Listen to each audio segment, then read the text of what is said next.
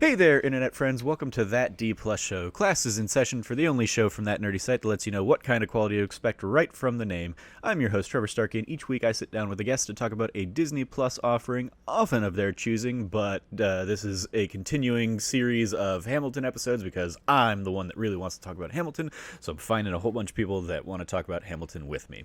The show is made possible entirely by the support of our patrons over at patreon.com/thatnerdysite, so if you like the show and you can support us over there, we would definitely appreciate it, but if you can't, no big deal. The fact that you're listening is awesome, and of course we would love it if you like, subscribe, share, rate, review the podcast, do all that fun stuff.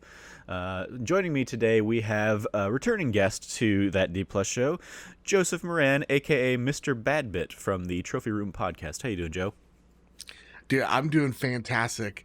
I've been begging to be on a Hamilton-esque show because since this play has been able to be digested via Disney Plus, that's all I've been doing. I've watched it 3 times. It's been on my Spotify nonstop. Like, I'm listening to it every day.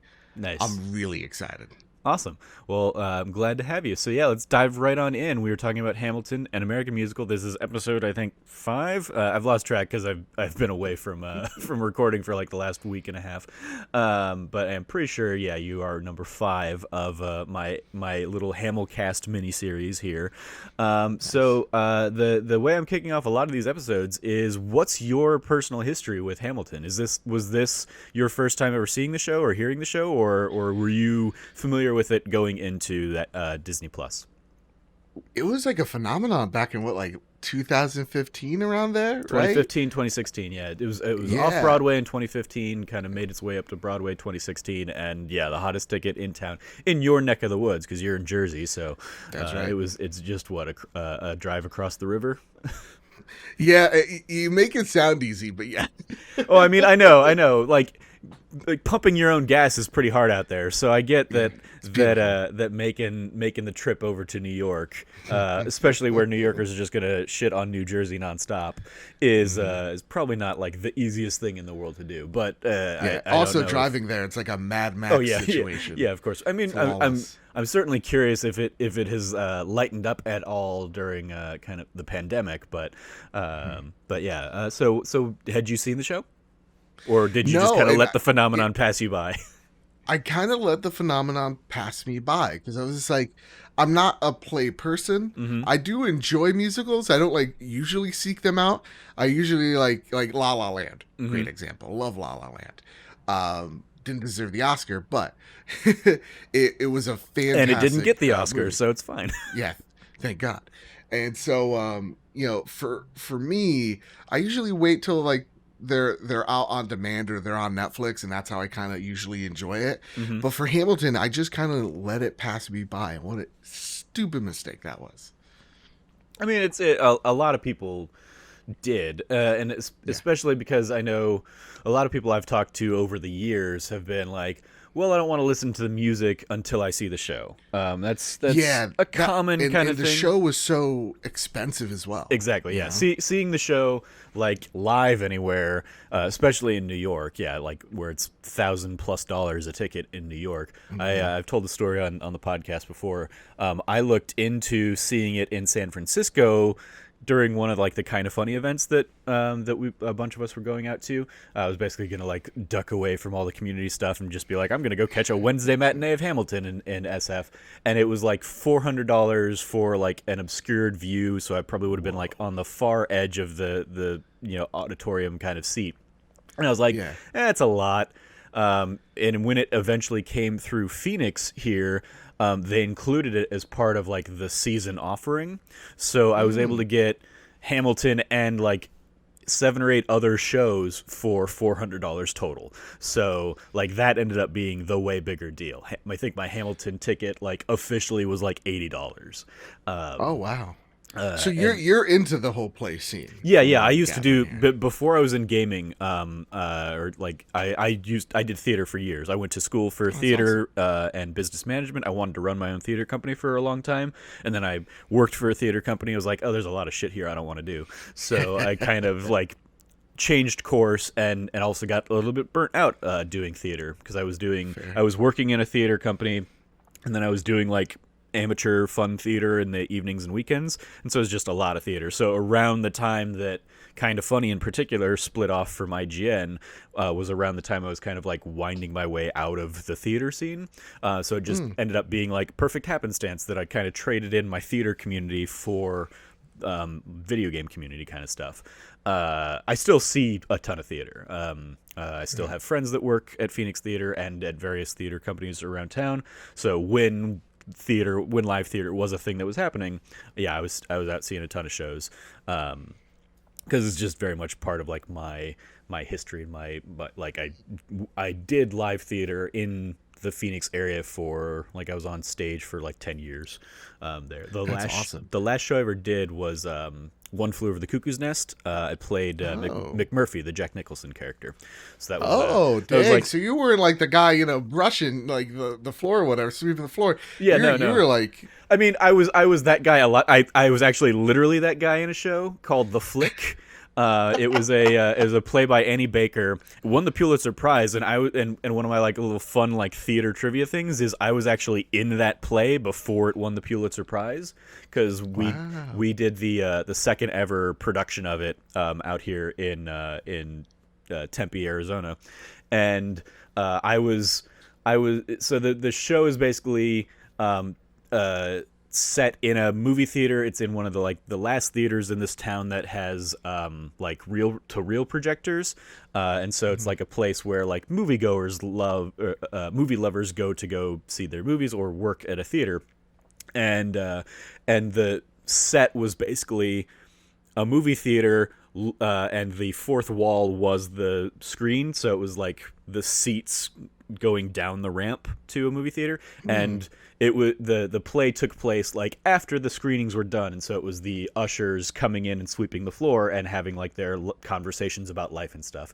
And I had a little small role in that show where I literally kind of came in as like a new hire at some point and just kind of like swept the floor. So I have very literally been the guy sweeping the floor in a play. But also, yeah, I had a few really cool opportunities. I got to be Romeo in Romeo and Juliet at one point, but I think probably McMurphy might have been like the biggest role I had. I was the lead in an Agatha Christie murder mystery at one point too. So yeah, but I did a ton of theater, and that show, One Flew Over the Cuckoo's Nest, we did for 8 weeks, and it was just like. It was a lot of time and kind of wore me out a little bit. And so like, I got a question for you as well. Like, because like watching Hamilton, I was just like, what if one day you get like a cold, a sniffle, you lose your voice? Like, they're doing this show. They talked about it in interviews like 8 times a week. Yep. Like, what happens if someone has to call out sick? So in a Broadway show like that, where they're doing it 8 times a week, they have understudies, they have what are called swings. And so like a swing is, so an understudy is going to be like, I'm dedicated to like this one role or maybe 1 or 2 roles. And so if Lin-Manuel can't do Hamilton, he had an understudy who ended up like taking over the role when he ended up leaving. I believe Javier Munoz, I believe is his name, who would step in and do the performance. When I went and saw Spamalot on Broadway back in 2005, which on a previous episode I said like 2010. I was like I was mistaking when I graduated high school versus when I graduated college, because I went to New York 2 years after I graduated high school for a week. Saw Spamalot, saw Wicked, saw Rent, whole bunch of Broadway stuff. But when I saw Spamalot, I want to say, who was it? Was it Tim Curry? Yeah, Tim Curry was playing like the king in the show, and he was out that day, so we got the understudy basically. And I was like, oh well, it would have been cooler to see Tim Curry, but the understudy was great in the show too. And I also got to see Alan Tudyk and David Hyde Pierce. So it was a lot of fun. But yeah, so typically on a big show like that, it'll be an understudy.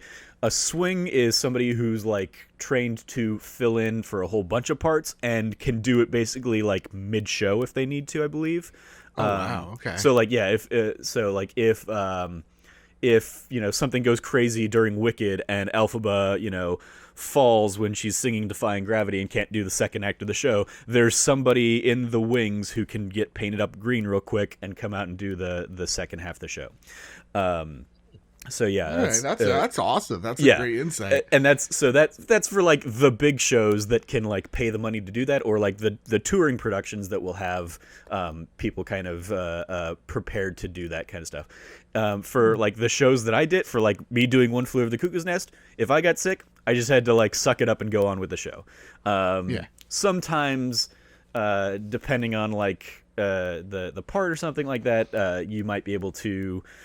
They might cancel a show. That's happened once or twice, I think, in my kind of like theater adjacent career. When I worked at Phoenix Theater here in town, we were doing a production of Spring Awakening, and the conductor actually like slipped and fell in their shower in California or something on the day they were supposed to be flying back. They're fine. They were fine. They just had a bit of a concussion and couldn't make it back from California to Phoenix that day.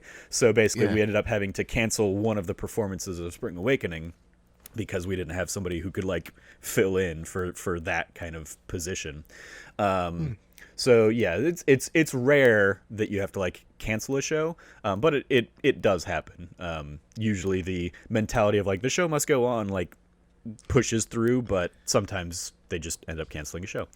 Trying to think if there are any other like fun examples that I've really encountered, but no, I think that's probably it. A lot of times it will be like, nope, just pop an emergency and maybe take like spritz yourself with some lozenges or something and just do what you can to push through if you got like a sore throat or something. Wow, that's crazy. Yeah, yep, yeah, because theater folk be crazy, definitely.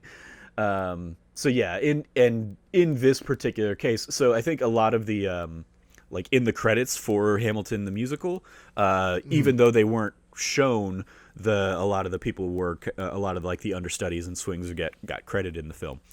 A lot of times on a touring show in particular, because they don't have all of the money and resources to put into like making sure that everybody can do those things. A lot of times the chorus or the ensemble will be the understudies. So they'll be doing, they'll be the person who in Hamilton is, Charles Lee or something like that. They'll be one of the very much smaller parts, but they'll know the part of Jefferson and can step into that if they need to.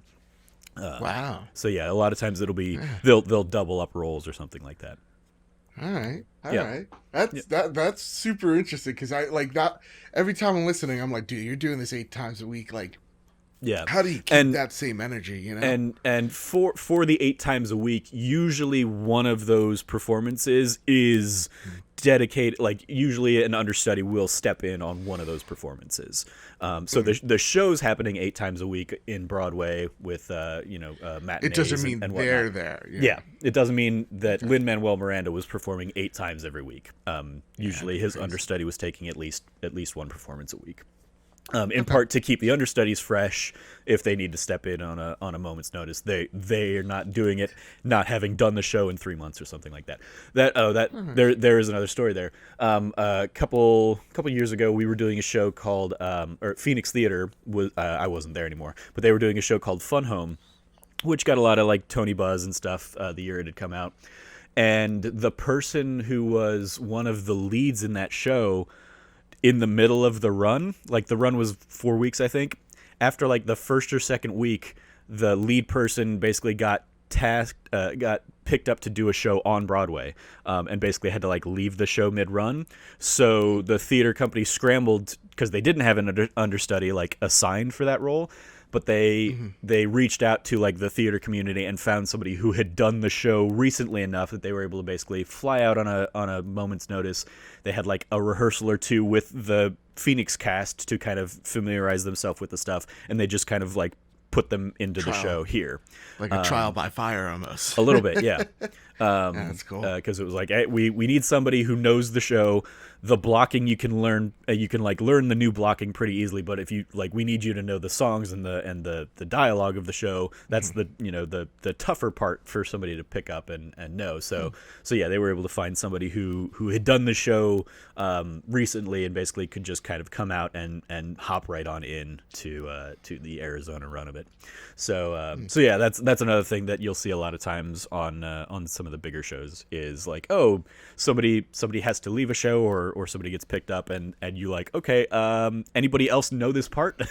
And they can, you can kind of replace them. So yeah, that's some fun kind of theater behind the scenes-y stories there. So it's cool. I always love talking to people who like this is their first Hamilton experience, because it's fun as somebody who's known the show for years, and even still be finding new things in the show. It's always fun hearing like what somebody's first impressions of the show were. So like hearing that you've watched it a few times, it's constantly on your Spotify is just cool. I like the experience I haven't heard yet, and I'd be fascinated by, is the person who like watches Hamilton's like, it was fine, and then like walks away from it. That was my brother. That was your watched brother? it with my brother. He was just like, yeah, it's all right. I don't do plays. And I'm like, Yeah. Are you kidding? All right, young cultures. Yeah. Well, before we dive into a little bit more, just kind of run through some of the other little segments here. As with the last couple episodes, I'm kind of skipping over the history lesson and the roll call, where we kind of talk about the when the show came out and who's in it, because we did that in the first couple episodes. So if you want to hear that stuff, you can go back and listen to the episodes with Logan or Cameron Abbott. I ran through kind of those in full there. And then just a little bit of trivia here. I will pick out this one. It's a little bit of a lengthy one, but for me it's fun because it kind of references all the fun little other musical theater things that are in here, which might probably fly right over your head as somebody who doesn't really kind of experience plays and stuff. But in a January 2015 interview with New York Magazine, Lin-Manuel Miranda outlined many of the prior stage musicals that were influences on Hamilton. Among the other musicals that he says were on his mind while writing this one are Evita and Jesus Christ Superstar. Structurally, in terms of the shape of the musical, you can see their influence in that we have a killer telling his story like Che in Evita and Judas in Jesus Christ Superstar. That was the quote from Lin-Manuel Miranda there. You have The Last 5 Years, from which the lyrics and music for one line of the song Say No to This are directly lifted. The end of Say No to This, where he says nobody needs to know, is pulled directly out of The Last 5 Years, which is a lovely little nod because Last 5 Years is one of my favorite shows. In the Heights, obviously, is heavily influenced because it was Miranda's prior musical and biggest hit before Hamilton. In the show he calls his grad school, in quotes. Bringing On the Musical, another musical that Miranda worked on alongside Alex Lacamoire, and where he learned how hip-hoppy tracks work with a live band when you want the sound to sound like something that was created in a studio but you want to play it live. He says Les Mis was an influence, quote, because an epic revolutionary score and it's the first Broadway show I ever saw. I learned a lot from Les Mis about compression and returning to themes. Also, kind of this is outside of the little trivia note here from IMDb, but on Les Mis, we talked about it in one of the past episodes, might have been Cameron Abbott's, I think. Les Mis was famously produced on Broadway with a turntable to help manage a lot of the staging of Les Mis. So the fact that Hamilton has two turntables, one with one inset from another, is another kind of little the thematic and structural and set design homage to Les Mis there. And helps them kind of move the story along very literally in that sense. Additional musical references in Hamilton include South Pacific. Burr sings, quote, "You've got to be carefully taught," a song from that Rodgers and Hammerstein musical. The Pirates of Penzance, where George Washington has his line, "The model of a modern major general," directly lifted from Gilbert and Sullivan's best-known shows. And 1776, in the song The Adams Administration, the line, "Sit down, John, you fat mother," beep, refers to the song Sit Down, John. And in a December 2015 interview with Wesleyan College's alumni magazine, Miranda acknowledged the debt that the song "The Room Where It Happens" owes to "Somewhere in a Tree" from the Stephen Sondheim, John Weidman musical Pacific Overtures. Both are songs about important historical events told from the points of view of people who were outside of the spaces where those events occurred. So that's a big lengthy one. So I think we'll kind of confine the trivia to that, but I might pepper in some other throughout as we kind of discuss. And as always, I have sitting here beside me my Hamilton the Revolution book, which is basically part behind the scenes, part liners notes of the Hamilton musical. So as we dive in, I might dig through that for another little tidbit here or there. But another one of the questions I've been asking Joe, everybody on the show as they come in, as we kind of touched on, this was, big when it kind of broke out in 2015, 2016.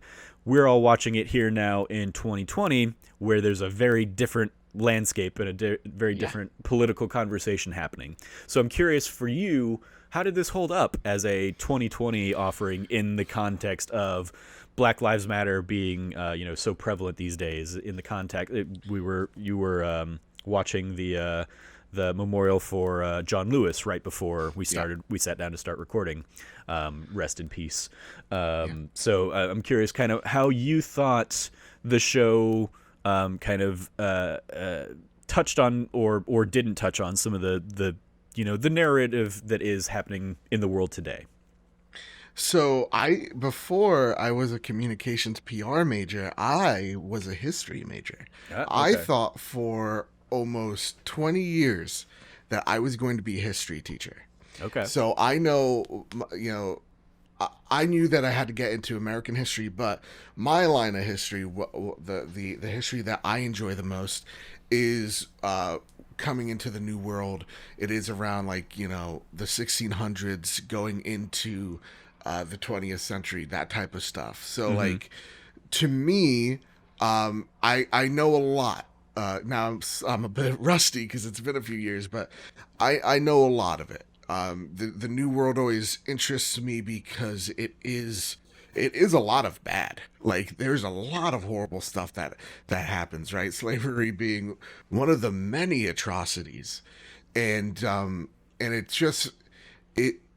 it just fascinates me, the line of evil logic that went into justifying those things. Even when you get into the caste-like system that was in Mexico and in Central America with Spain. There was just a lot of things there that we often kind of look over. And when it comes to the founding fathers, and Hamilton included, they've all been propped up for a very long time of being these heroes, right? They made the most important document in modern civilization, and so they're usually relegated to a godlike status. And I think with Black Lives Matter very much shining a light on, they're very much the opposite. And Flawed is throwing it lightly. So for me, watching this and having a all minority cast, Lin-Manuel is Puerto Rican. I'm part Puerto Rican. Seeing Hispanic representation there, seeing Black representation, Aaron Burr is this recurring, it has this recurring line of kind of don't tell them what you're about. It's kind of how I felt that Black folks, at being an outsider looking in, have had to do for beyond decades. Yeah, right. The whole talk less, smile more. It's just shut up and smile is it's an interesting kind of twist, especially coming from Leslie Odom Jr. as a Black man saying that as Aaron Burr kind of thing, compared to if I was out there on stage saying, hey, talk less, smile more. That definitely has a different connotation coming from a white man talking to a minority. Yeah, absolutely. Exactly. And having the British there as portrayed as white folks, like that is also very powerful because they are in that powership role. They are telling their subjects to stay in line. And so to me, it was a great, it spoke multiple stories by telling one, and the way that they told it. So as a person that admires history, I definitely understand a lot of in Hamilton was changed to fit the story that Lin wanted to tell. Yeah. So I'm totally okay with that, and how the story is structured. I also like how they do show Thomas Jefferson as a piece of trash person he is. Because in history, he is a huge hypocrite and a huge kind of trash bag. But again, it goes to show that like in history, there are no heroes, but there's definitely villains. And usually, if we can say who the hero is, it's the people that rise up against that villain. So, it's I liked the way that they told this story. I thought it was fantastic. It's fascinating because that comment just sparked in my mind the line from The Dark Knight: "You either die the hero or live long enough to become the villain." And it's like, or you live the villain and then have your legacy rewritten as the hero. Is kind of is what history is basically. I mean, right out of the park with that one. That is definitely how it is. It is history is written by the victors, and victors are usually morally ambiguous to say the least. Yeah. Yeah, it's one of the quotes I love in like the Hamilton kind of cast talking about the show. There's a great interview that W. Diggs did, who plays Thomas Jefferson, where he kind of talks about like Thomas Jefferson did these amazing things. He wrote these amazing documents, but he also owned other dudes, and like those two things can and do exist at the same time. He did this amazing stuff, and he was also a shit person, and like you have to recognize and reconcile those things together to see like a fuller picture of the man, as opposed to like leaving one of those pieces out of the puzzle. It's definitely stuff that other people have kind of pointed out doesn't have as much of a spotlight shown in it, and there's a lot of kind of conversation around the show here in 2020 about like kind of erasing the tragedies and travesties that these men perpetrated because it's not focused on in the play, and there isn't at length mention made of the fact that they were slave owners or didn't abolish slavery or all that stuff. But and at the they same make time, subtle nods to it as well when it comes to like Thomas Jefferson. I'm sorry, also if you're hearing stuff in the back, I have this program that should be taking out all the background noises, but someone decided to do some type of construction work either in my house or right outside of it. So my apologies. But like they make subtle nods to it with Thomas Jefferson when he's writing the note, and he's having the people line up, or like I think he's having a note handed to him, and he mentions Sally Hemings. Yeah, he's like, "Put my bags down, Sally." Whatever. Yeah, yep. And that's certainly like the direct reference there. And then obviously during the cabinet battles, there's the whole in the South you don't pay for labor. And one of the things they also did, if I can just interrupt for just a sec, they also illustrated the already divide between North and South. Yep. And that line in particular, because the North at this point, not slavery was still there, like in South Jersey, but like they were industrialized, so they didn't. Fortunately enough, I guess. But like they didn't need slaves to work for them as where the South did. Again, their way of thinking about it. It was that portion was super interesting to see how Lin sowed those already deep-seated divides between the Union. I really like that as well. Yeah, we talked about it at length in last week's episode with Josh Brown. But there's also I think I've talked about it probably in other episodes too. But there's a deleted third cabinet battle from the show that you can go listen to. It's on the the demo of it is on the Hamilton mixtape. If you go and seek out that kind of supplementary album that they Is put that out. on Spotify as well? I think so. Probably is. It's basically after Hamilton blew up. Lin-Manuel Miranda would do these what he called Hamil drops to kind of like keep the online community engaged with the show, where every month they were putting out like a new song either inspired by the show or like a cover of a song from the show or a demo kind of like of an old song from the show or something like that. And the Hamilton mixtape is kind of all of those things combined when they realized, hey, this is taking off pretty well, so we've got enough songs here for a full album.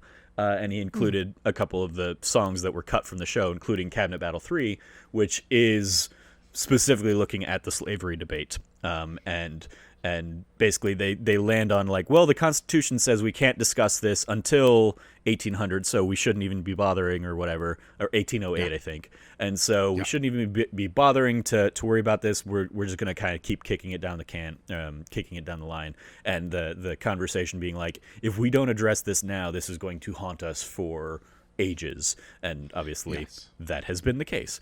And it probably got cut from the show for any number of reasons. Pacing, like we talked last week with Josh about the idea of like if you put that song in the show, it gets really hard to pull the show back out of like the specter of slavery and how that has continued to affect America for the 200 years since. I mean, and not to say like. It would like deviate, but it would in a sense of like, the revolution itself very flawed. And when it even came to slaves, the British were trying to recruit slaves and offer them freedom to England in order for them to fight the Americans. So like it is if you're trying to tell a narrative and the narrative is about this one man, John Hamilton, and his accomplishments, his rise, his fall. Alexander Hamilton. Unfortunately. Alexander Hamilton. Unfortunately, it doesn't fit well. How do you transition out of it back into Hamilton? Yeah, you do still have John Laurens though as kind of the very abolitionist kind of character, who's wanting the regiment of black men, but then he dies, which is since you're listening to the album, you probably have caught, or maybe you've caught, I don't know, that is like the one real like strong moment in the show that's not on the album itself. So that moment where John Laurens is kind of like announced dead is so hard. That's great, and it's one of those things that even Lynn kind of says in the liners notes, like this is something we had to hide from the audience who was only listening or experiencing the show from the soundtrack. So like the first time you watch the movie or the play, if you've only ever heard the soundtrack, like that moment might be a surprise to you, because everything else is in the show is pretty much there for you to consume on the original album. So it also speaks to me trying to see into it how I felt it was. That was the strongest thread to rid ourselves of slavery in that show. Yeah, and when he dies, that hope is gone. Yep, that dream dies with him. Yeah. Well, very cool. So let's just kind of dive right on into what are some of your favorite moments? What did you think about the show in general? Obviously, you've listened to it a lot since, and you've seen it a few times. So you clearly enjoy it. So yeah, let's talk about favorite moments, favorite characters, favorite performances, any favorite songs, any of the stuff you want to talk about. You've been excited for the opportunity to sit down and talk about Hamilton. So I hand the floor over to you, sir. Thank you, Sue. Thank you. I first got to give a big shout out to Kyle Stevenson because he was texting me while I was recovering from my surgery, and he's just like, you have to watch this. And usually I see the runtime 2 hours 40 minutes. I'm like, oh, I don't know about this. I mean, I hear great things. Fine, whatever. Yep. And I watched it in 1.5 sittings. Like Hmm. we my mother came in midway through, or like in the start of the beginning, and we watched it together. And with the intermission, we're like, okay, let's go get lunch. And then we come back, and we could not get enough of this show. And I think for me, and I know this is gonna sound very odd, so people hang on there with me. It gave me Spider-Verse vibes. Now, if you don't know me, Uh-huh. other than Sony or other than PlayStation, my huge love is Into the Spider-Verse. It's my Okay. favorite movie ever. Here, And here. one of I'm right there with you on that. thank you. And the reason why it's my favorite movie ever is because it took 28 years or 27 or 27 26 years of of for me to see myself as a hero. I pass as white. I always say it all the time. I could pass as white, and during the summer when I get tanner, I get different looks. I never saw myself also as, as Hispanic a lot of the times for until my late teens, because where I grew up, heavily Italian, heavily Irish, and when I do very white things, like I'm used to saying Italian names, Irish names. If I get, if someone's hitting me with a name outside of that, like my head just kind of explodes. Maybe it's a Jersey thing, but like for me, I felt like I didn't belong in either of these cultures. And so when I watched Into the Spider-Verse, I saw this half Hispanic, half black kid, who also doesn't really fit into where he's supposed to be. And there's this one scene where it's so you blink, you miss it. It's when he's getting ready for school. And Hmm. it's how I always got ready for school. Like it was like a disheveled mess, and you have that very Hispanic stew sitting there, and he's just tasting a little bit. His mother speaking Spanish to the father right back, like, and they're like, "All right, Miles, gotta go," type of thing. That's how my family is. Hmm. Like it's on Sundays in the winter and the fall. That's we cook this big pot of stew, and like it's we put Spanish beans. We import it from Spain. Like it's a big ordeal. My parents constantly talk Spanish, probably talking trash about us behind our back. So like, as a Hispanic, I saw finally myself in a hero. Hmm. And how I correlate that to Hamilton is, holy shit, I saw myself as Lin-Manuel Miranda.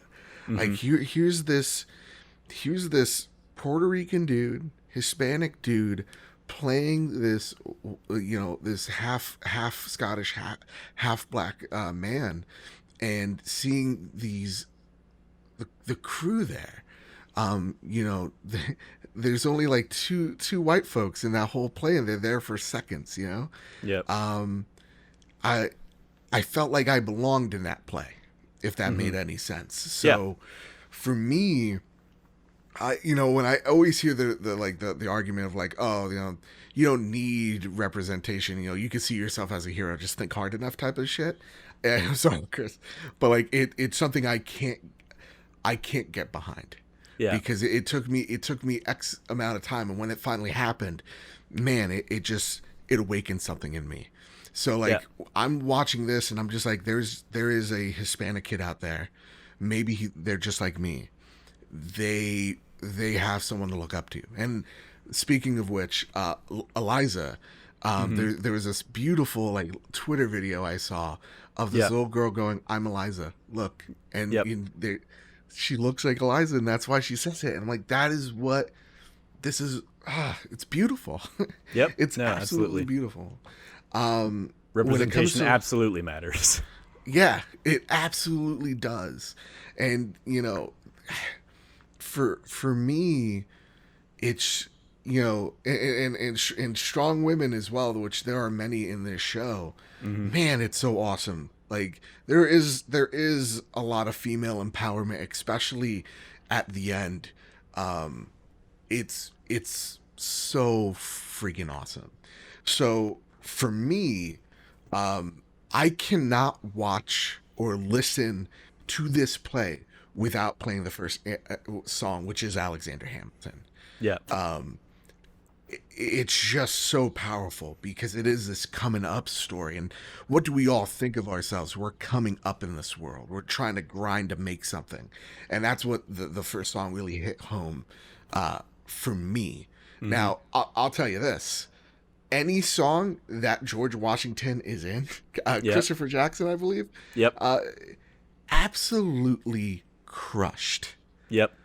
I loved Right Hand Man is my favorite song because they're kind of building it up, and it actually kind of gives me like 50 Cent vibes with like his first debut single, because it follows I believe like a similar like beat to it, and so it's getting you pumped. You know who it is, you know what type of huge historical figure you're about to see, and then when it is a person of color, you're just like, this is awesome. And it sounds ridiculous, when I think of George Washington, I now think of him first. We'll see how long that holds up, but like how they portrayed Washington as well, I really loved. As someone who studies history, again, Washington also very flawed, but he's also very, very important, and you can see how he understands every move he makes is setting a precedent. Yep.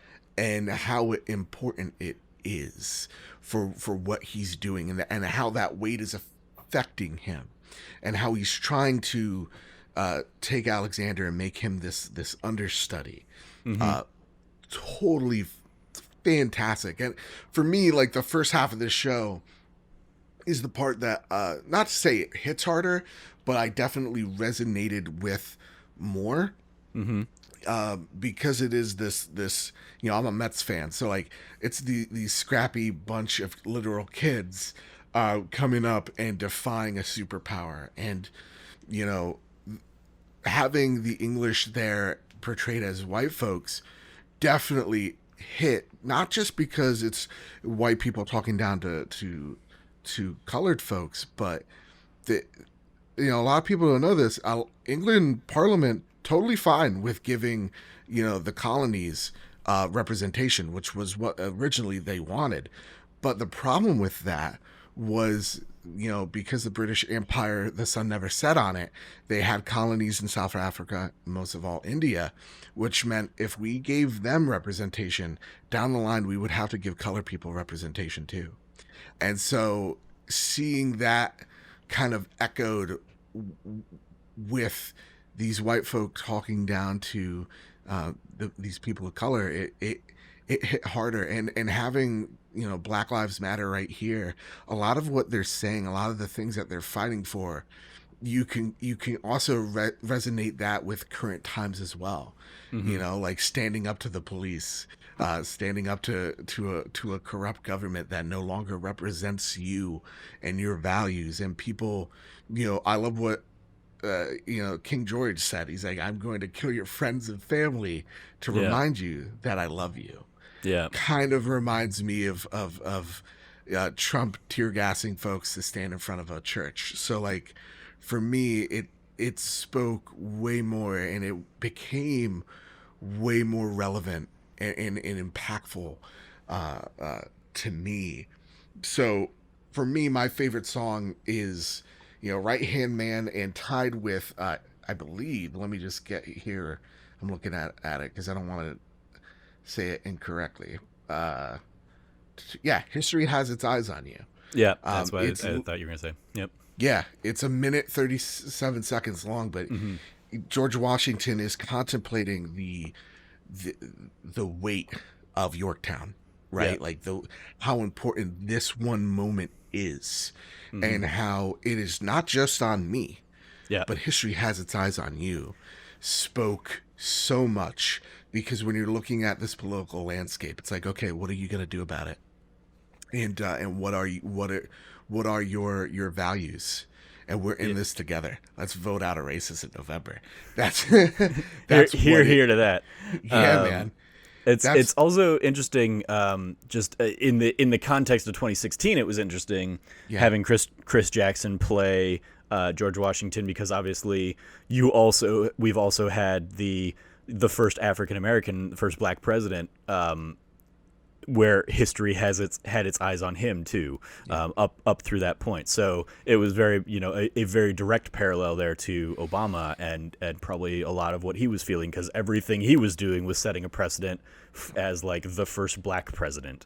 And so like seeing that reflected up there, that we have, in it took us 240 years, but we made that a possibility too.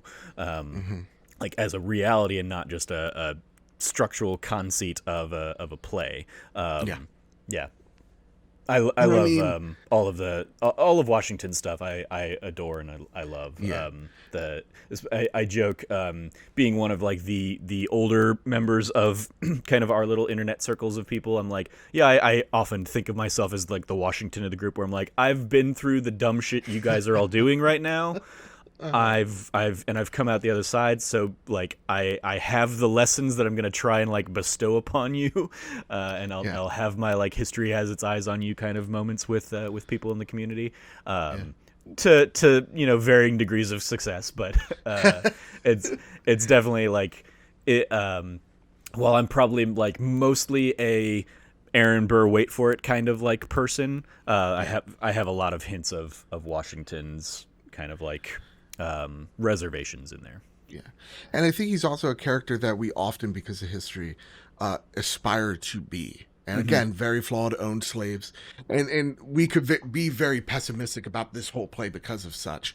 But like, in my studies of history, he was always such a fascinating figure to cover, because he was, when he said it, when he led his first battalion, he watched him die right in front of him, seeing how he rose up to be such a great commander, such a great leader, and him trying to take his lessons and bring it on to Hamilton was just fascinating. And I do like how they sprinkle in a little bit of the French and Indian War as well in there, when they're giving references to like Aaron Burr and Quebec and Washington, leading those men. It builds that universe around that something happened prior to this event, which if you're now interested in this play and wanted to see how it actually happened, you can actually go in there and go, whoa, this is way more interesting. This is way cooler than I thought it was. So I love history. It's just so fascinating to me. So if this is giving an avenue to people to finally learn something about our history, and the good, the bad, and the definitely ugly, yes, please. Yeah, it's one. What was your favorite character? I know you probably have said it a million times over, but is it also Washington? My favorite is probably comes down to Burr at the end of the day. I think he has one of the most interesting kind of arcs over the course of the show. Obviously, it being a show called Alexander Hamilton, you expect Hamilton to have a big arc there, but the fact that we see Burr go from kind of the trying to not ruffle any feathers, talk less, smile more kind of person, don't let them know what you're against or what you're for, that whole mentality, into wait for it, and that like wait for is consistently probably my favorite song in the show. Just the sound of it, the feel of it, and a lot of the kind of the mentality behind it. Like, as much as I wish I were a Hamilton working nonstop, and I have flurries of that in my life, I'm much more Same. I'm gonna sit back and be a little more complacent. I'm not I've been at jobs that I've hated for years because staying at that job was easier than the hurdles of going out and trying to find something new or something better.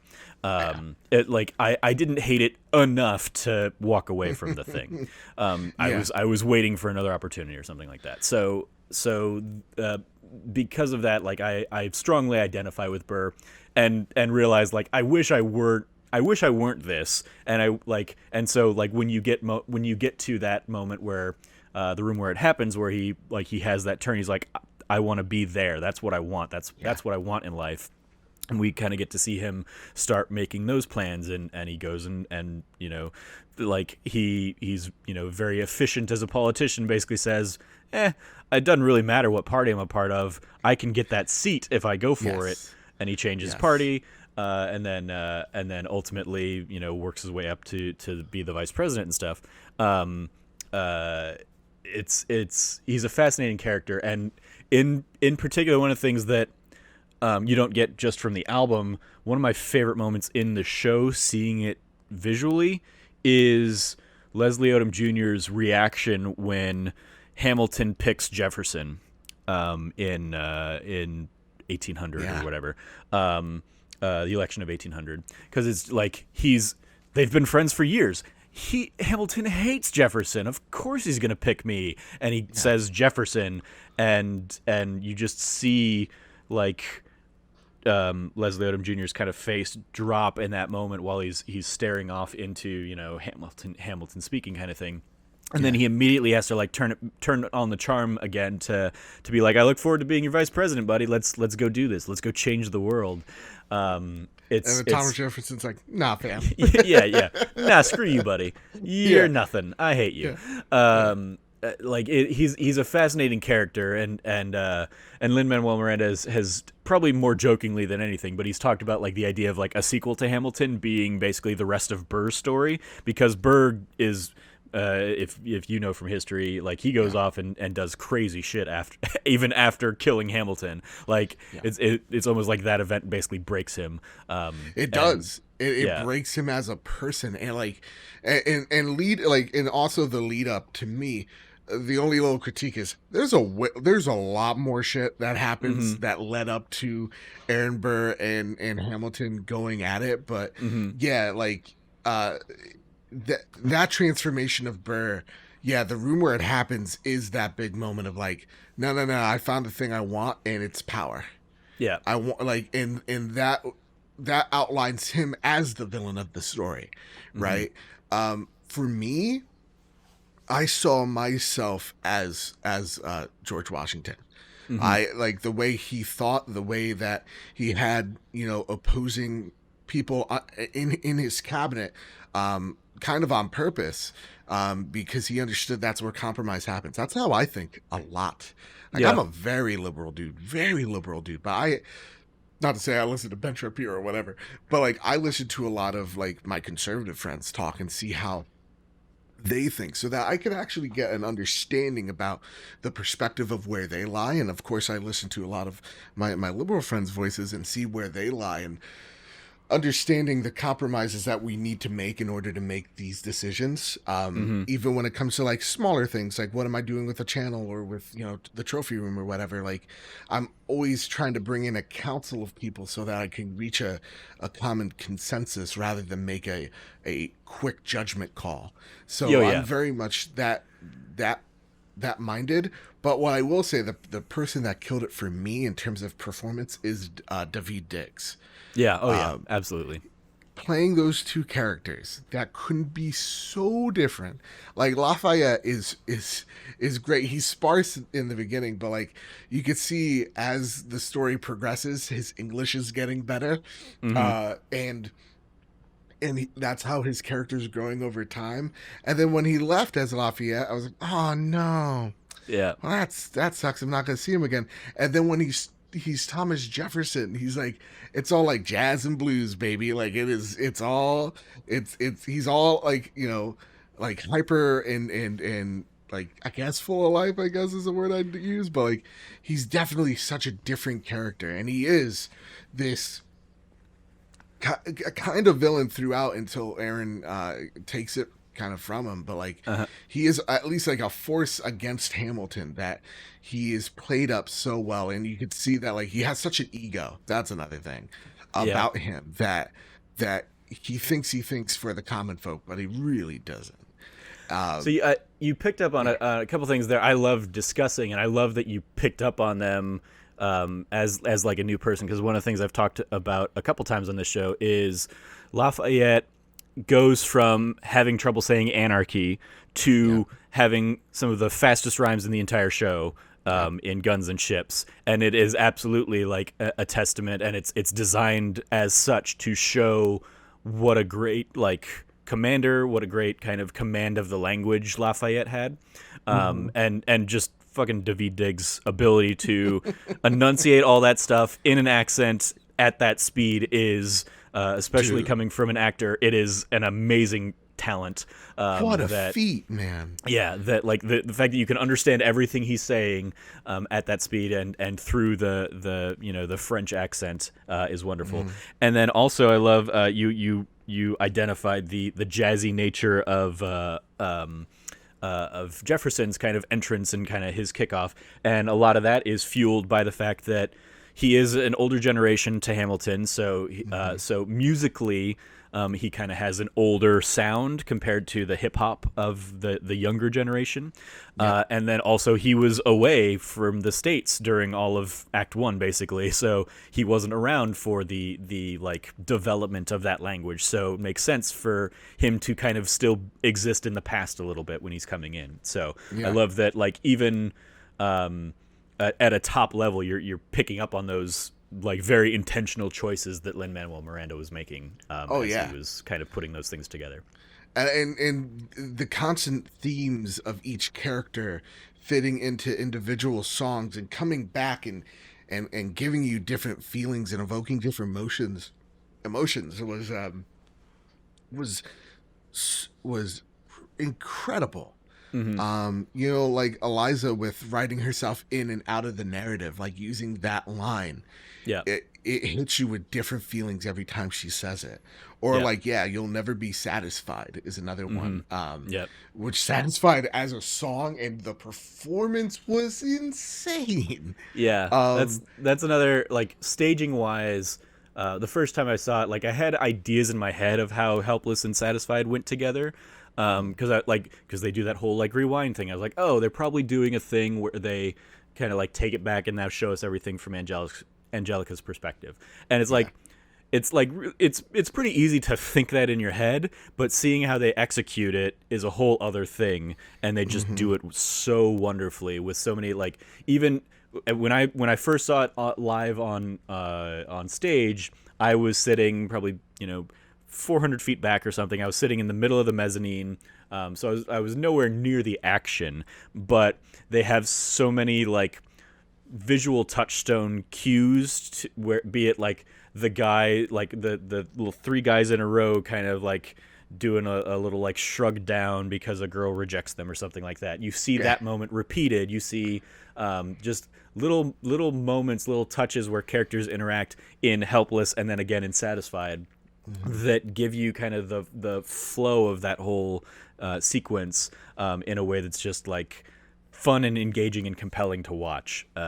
So like it oftentimes when I would talk to people, like I Wait For It is my like favorite singular song, but like if I had like a favorite sequence, it would probably be the Helpless, the Winter's Ball into Helpless into Satisfied like sequence of songs, because you just get so much wonderful staging, so much character emotions and dynamics and motivations in those numbers, and it's just a wonderful kind of sequence. But Satisfied. It was at that point for me where like I'm gonna let you in on something. Romance in movies or anything, I hate it. You're Fred Savage in The Princess Bride. Oh, is this the kissing stuff? Yuck. Exactly. I'm like, okay, let's get to the. So like I always view it as like the B plot, and like for the one thing that I hate in particular are love triangles, which is like something I'm just like, it's just because it's to me just such it's too easy of a motivator to move the plot forward. It's like, oh, you're gonna do something irrational just because you love them. All right, okay, cool. Like it's to me, it's sort of like a cop out, if that makes any sense. But like, so I thought in that point, I was like, oh, this is gonna lull.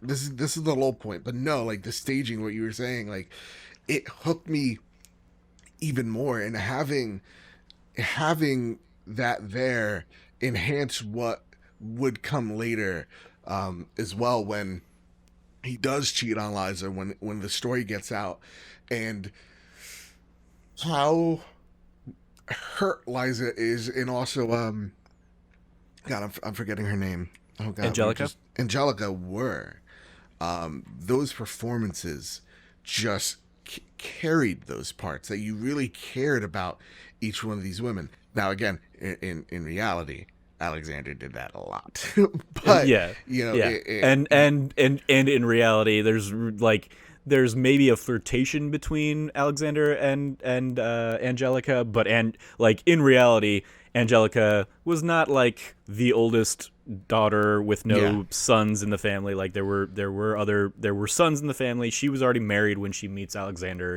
in historical context and stuff. That's a place where Lynn kind of liberally plays around with the history there to tell a more interesting and engaging and compelling story. yeah. Yeah, and again, he does it right, because it Mm-hmm. really did. It told a really, it it made the story hit in several different levels because of that. Mm-hmm. So for me, shout out to the ladies, because each one of them absolutely killed it, especially the woman that played Angelica, of whom I immediately fell in love with because of that voice. Oh my God, her voice is absolutely incredible. What Yeah, range she's able to hit. Renee Elise Goldsberry's, she's wonderful in this, Yeah. and from a so back to the Hamilton mixtape that I mentioned earlier. Like Hmm. it's weird because they do some of the songs on that are just like straight up covers with like bigger names singing the songs, and Yeah. Satisfied is one of them, and I'm like, I so much prefer the original album version of Satisfied than whoever they end up bringing in for it. I don't know. It might have been like Sia or something like that. I don't remember Yeah. who the actual person they brought in for Satisfied was, but I'm just like, I don't like it's fine, but it's Yeah. not Renee Elise Goldsberry, and like Yeah. all of the emotion that she's putting into that character in those moments and all that stuff. Yeah. Also, shout out to the guy that plays King George.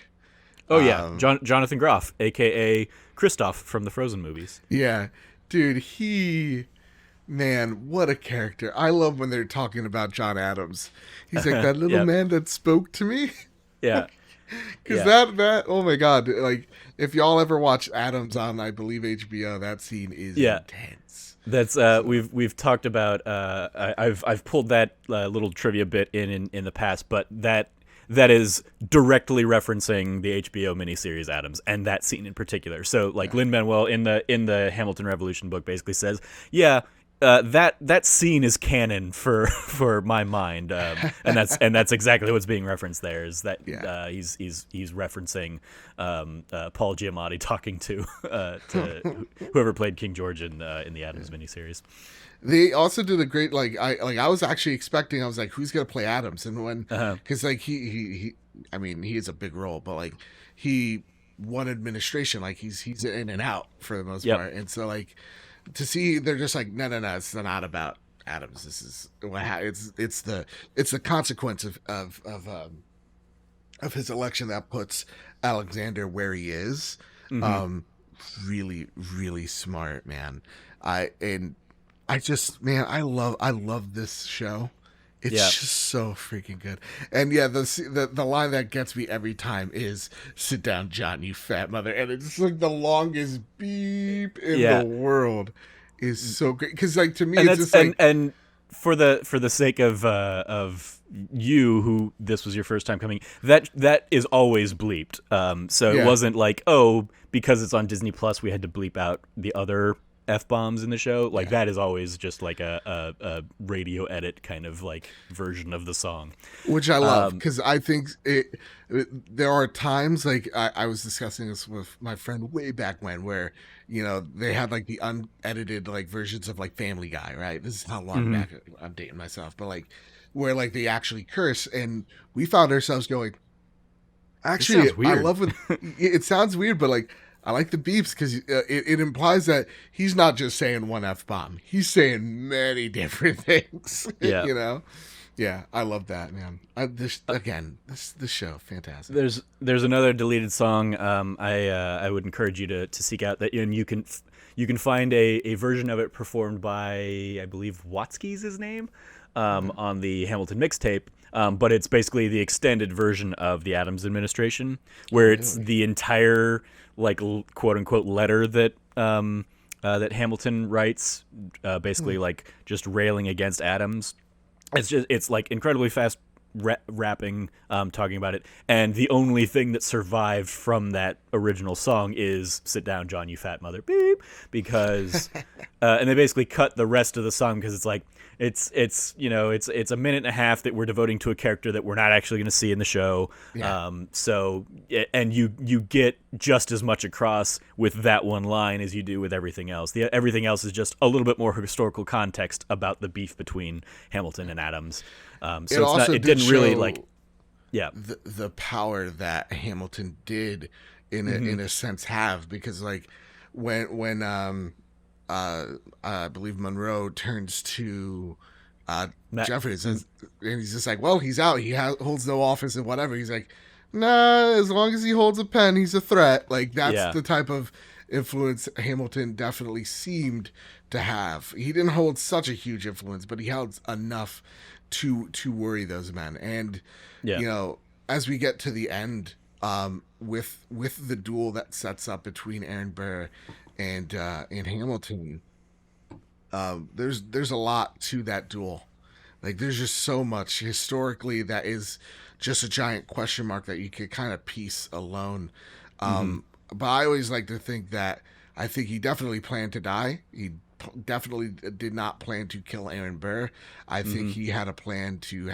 This was how he let his legacy live.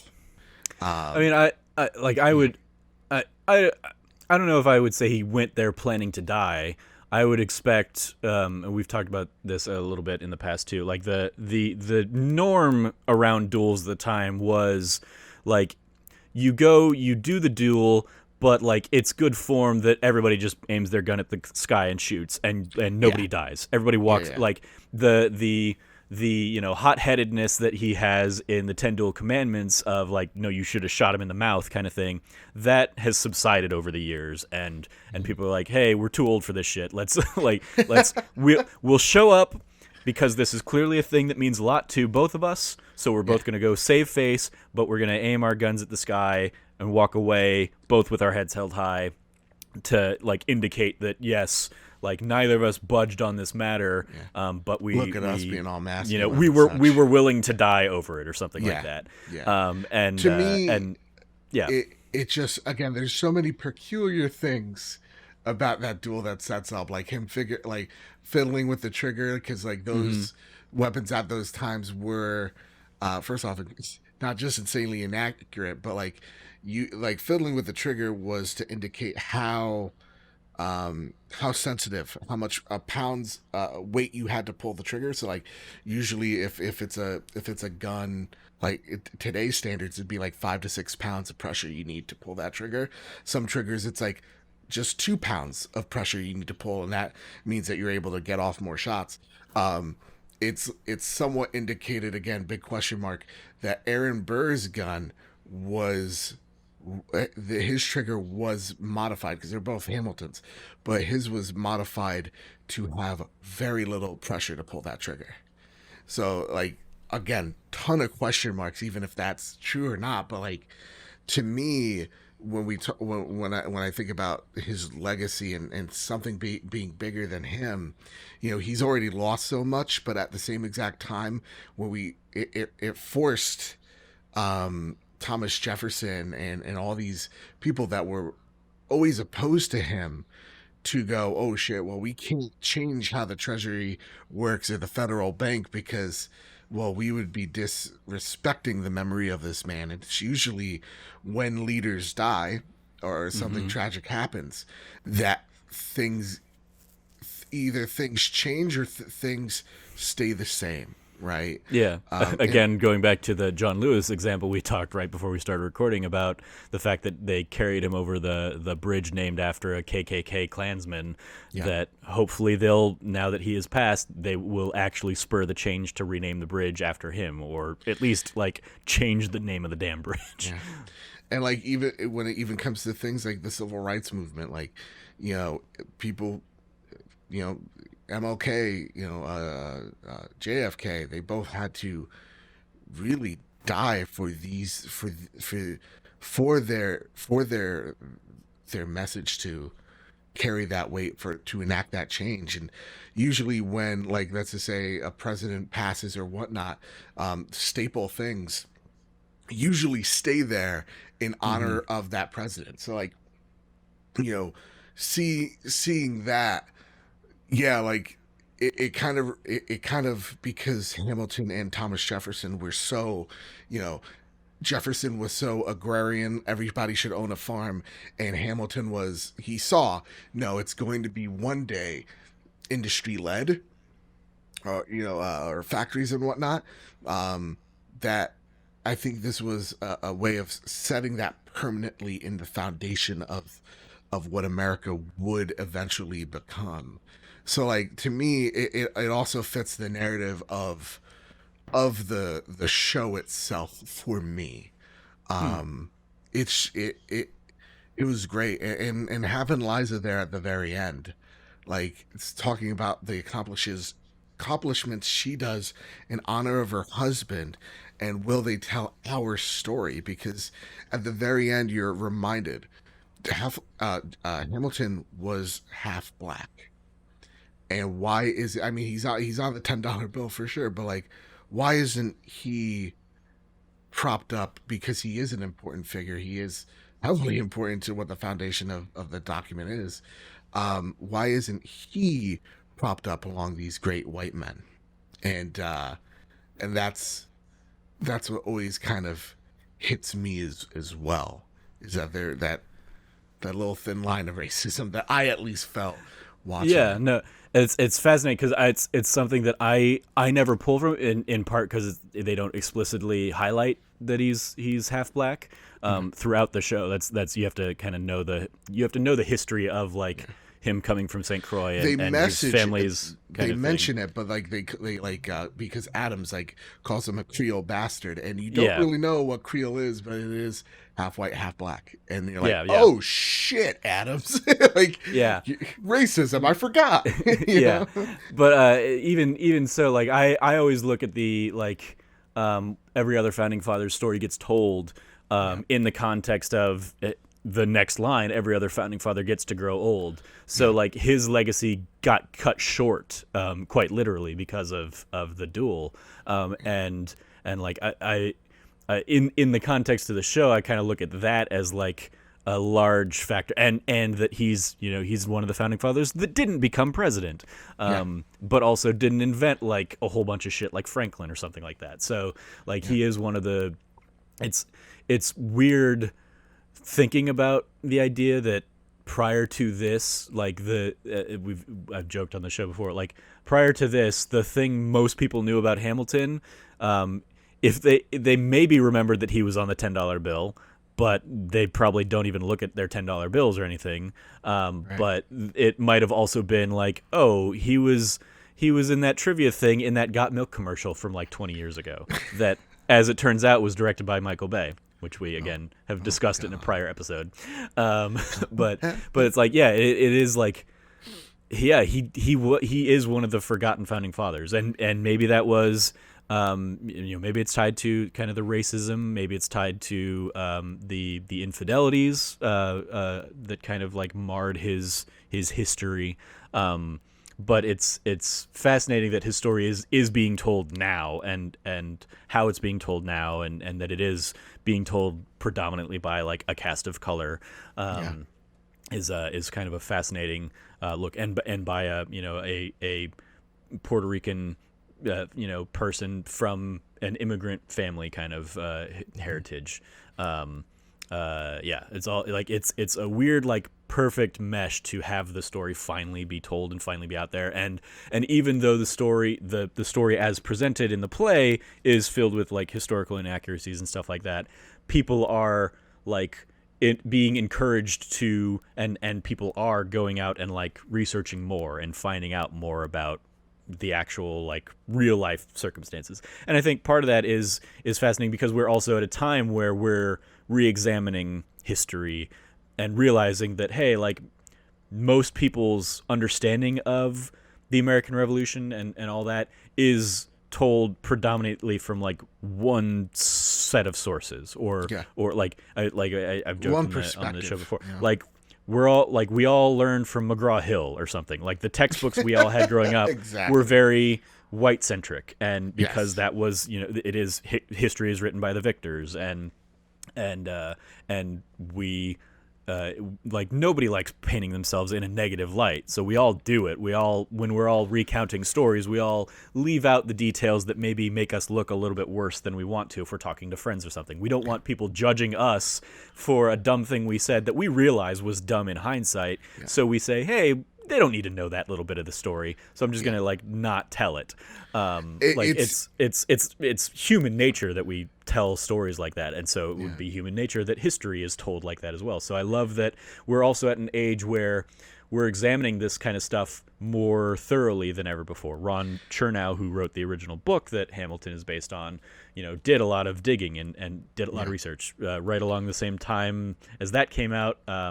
Doris Kearns Goodwin's book about Lincoln had come out, kind of thing, and so we get like re-examining of the myth that was Lincoln, Yeah. and so it's cool that we're like at a time where information is more available at our fingertips than ever, that people are actually like taking advantage of that and going back to the source material and trying to like do the extra little bit of digging to say, well, Exactly. what parts of the story weren't told, let's try and unearth those and tell that story to a newer audience. Yeah, and it's definitely, it's brought up many conversations about how we view not just the founding fathers but this country. And you could take me off this tangent whenever, but like oftentimes we're the bad guys, and Yeah. like we never kind of take a step back and kind of go like, not to say, oh, is this country really great? Because yeah, I believe so. Yes, every country is, and every country is also at the same time very deeply flawed. But like, when we're talking about like, oh, history usually, only tells it through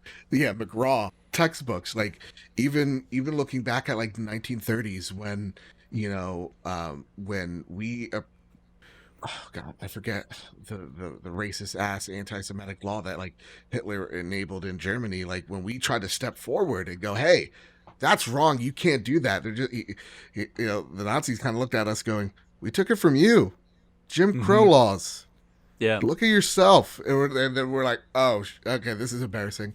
Like nobody talks about the mistreatment that we did to the Filipinos after the American and Spanish Civil War. That was the blueprint of Nazi concentration camps. Like nobody thinks about the Trail of Tears.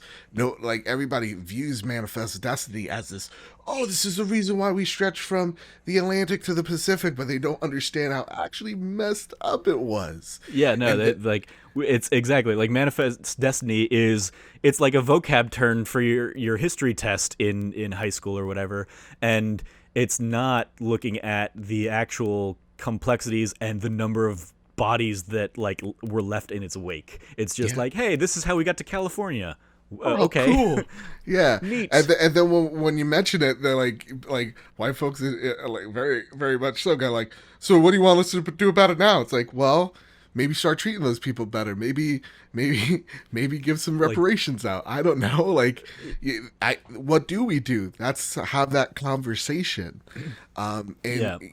people forget how young this country actually is in the grand scheme of things, and how many mistakes and knowingly that we've made that history kind of looks down at us by. But it also, I think Hamilton does show what defines how great we can be, when we stand up, when we finally go, oh, this isn't right, when we Yeah. finally do the right thing. it takes a while, admittedly, but when we stand up to the powers that be and demand better and accountability, that's when we're at our best. When we rise up, when we take our shot, that's what Hamilton's all about. So like, to me, it does show the flaws of this nation at the very same time what makes truly us great. And it is this very big gray moral, line that we have to have these uncomfortable conversations. And I hope, and I think we're kind of seeing it with things like Black Lives Matter, and with things like Hamilton, that we have these conversations and less accusations across the board, because I think this play does a lot to bring out those conversations. So again, America, man, we're a weird country, but yeah, that's one of the things I always try and like keep at the forefront of my mind when having like some of these conversations is something I tweeted out a week or so back, that is the idea that American has been a slave trading nation longer than it hasn't.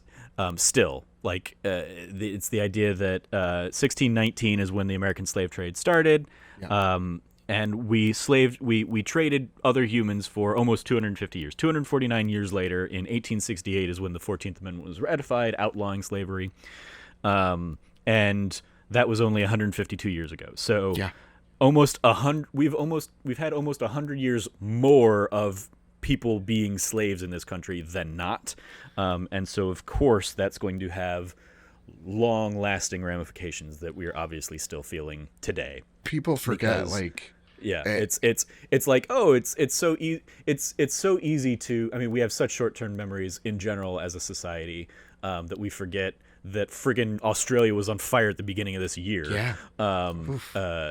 Especially in 2020, everything's a short-term memory because it feels like everything is lasting forever. But like the idea that like people like we're only like a few generations removed from like slavery and stuff. I mean, I'll tell you this. It's people like forget that, or people willingly are like, well, that was a bad thing, so I don't want to think about how recent that was in our history. It's the combo, like, again, like I think in my family I could see the both sides of the coin to an extent of how great this nation can be and how crappy it can be.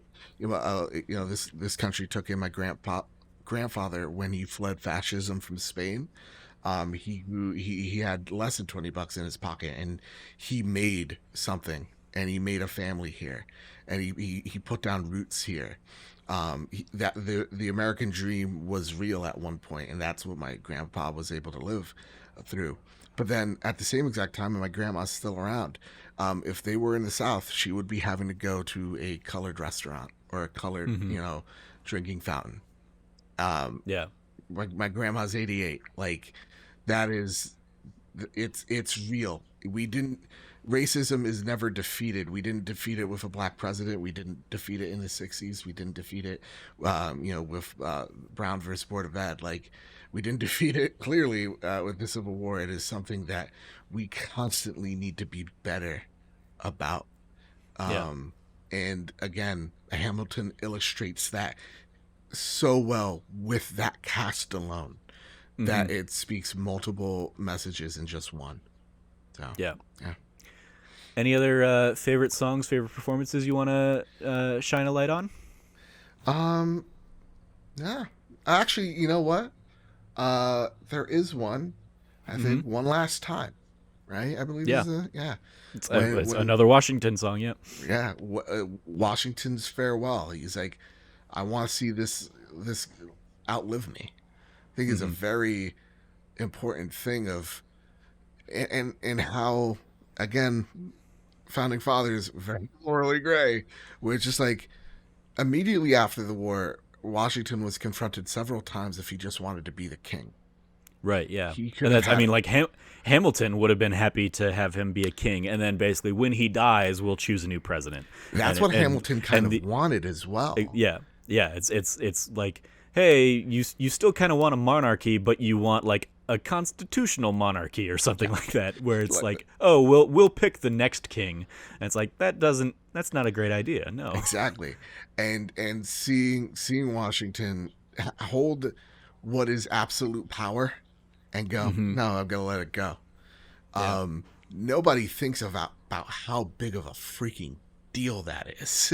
Yeah. Like that could have shaped us in a very different way. And and it that's on him absolutely set the precedent, in that like we didn't have a president that ran for life. that for more than 2 terms until FDR, and Yeah. even that was like extenuating circumstances of the world was at war, so maybe a change in leadership wasn't the best idea. Yeah. But then after that, like Congress basically said, hey, yeah, maybe we just shouldn't allow that. I think it's been cemented enough, so they imposed the term limits there. But like term limits weren't a thing. Like even that is a thing that is still really new in the terms of our country. It was just kind of an understood thing in the presidency, at least for all of those generations. Yeah. And that all like so much of like the early what we understood of the president. I think in Cameron Abbott's episode, I think he talked, because he also is like super big into history. I think he talked about the idea that like the executive article of the Constitution is the one of the most like loosely defined, because they figured, well, Washington's going to be kind of like setting the precedent in the job, so we don't need to write this all down, because we don't know what it's going to look like. He's going to figure it out for us, and then we'll kind of go out, we'll follow his lead. And 240 years later, that's biting us in the ass with fucking Trump. But it was very much like kind of they did put their faith and trust in him, and he, as you kind of touched on earlier, like he respected and honored that, and knew that the world was watching him, so he kind of had to kind of handle things a certain way for the legacy of the country, rather than his own personal legacy even. Which is such a huge deal to say. My legacy or the country's. Yeah. It's crazy. I'll share this with you after we're done recording. There's a couple of videos that I think you'd really appreciate if you haven't seen them already. One is a video I've shared around a few times and on previous episodes of this, is Hamilton and motifs, and it speaks directly to a point you brought up earlier of like Hamilton's repeated use of lyrics and stuff, and how they bring out certain emotions at certain points in the show. It's a good little 30-minute video essay on that. But also Chris Jackson and the cast of Hamilton singing One Last Time, basically as Obama was about to leave office. The cast of Hamilton got invited to perform at the White House. I saw that one, yeah. So yeah, it's one of the numbers they did was Chris Jackson singing One Last Time. So I'll include that in the description for the video as well. But I'll definitely share the link with you if you haven't seen that particular video. Well, great. Thank you for sitting down and sharing your newfound love of Hamilton with me, Joe.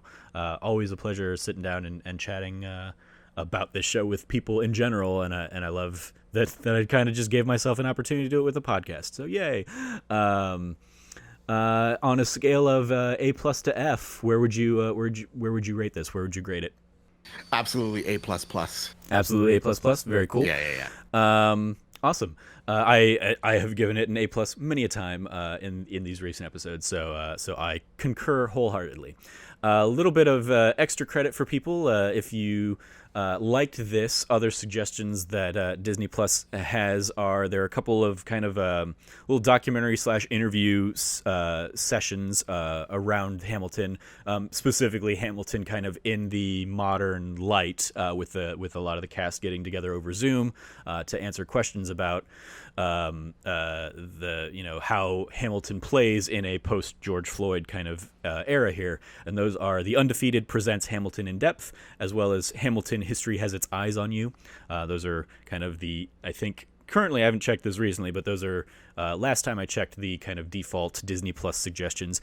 Compared to the original Disney Plus suggestions, like the first weekend it came out, it was recommending other Disney Plus musicals like The Sound of Music, Annie, Newsies, the Broadway musical, which is the filmed version of Newsies on Broadway, as well as Newsies, the actual filmed version with Christian Bale, High School Musical, the musical, the series, Mary Poppins, Encore, and a celebration of the music from Coco, so you can check out all that stuff.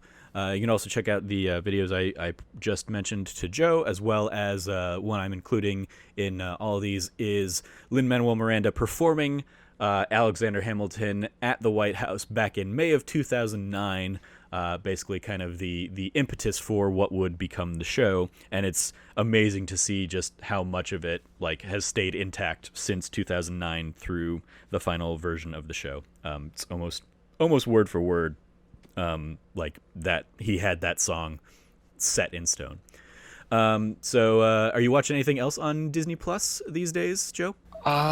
Nothing. Well, I tried to watch the Fantastic Four. I couldn't do it. I see that every time I'm scrolling through. I'm like, do I want to do it? Because I've heard nothing but bad things about that one. Absolutely terrible. They all look 30 and they're supposed to be 16. I'm not kidding you. Okay, they're all supposed to be 16 years old. Cool. Michael B. Jordan's supposed to be 16. maybe I will look forward to getting together some of the That Nerdy Site people to hate watch that for a future episode of That D Plus Show.